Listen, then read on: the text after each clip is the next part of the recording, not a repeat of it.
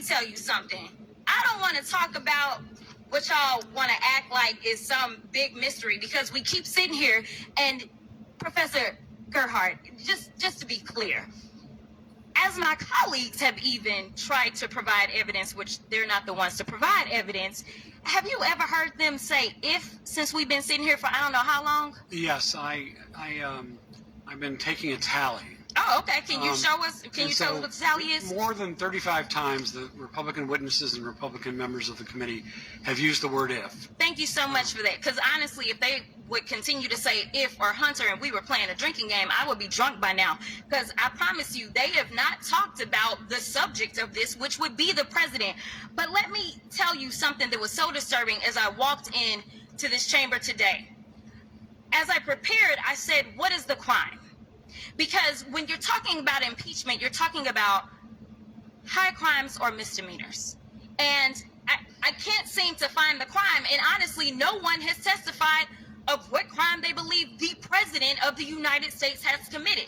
But when we start talking about things that look like evidence, they want to act like they blind. They don't know what this is. These are our national secrets. Looks like in the shitter to me. This looks like more evidence of our national secrets, say on the stage at Mar-a-Lago.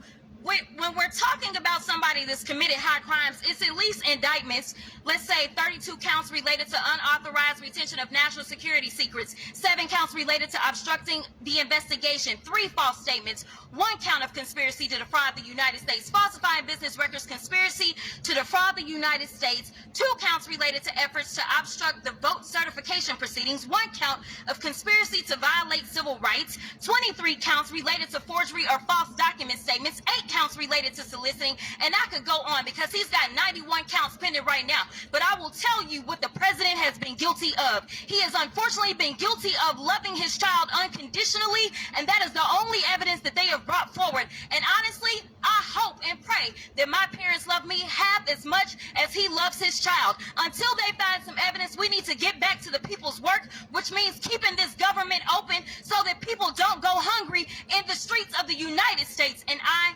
will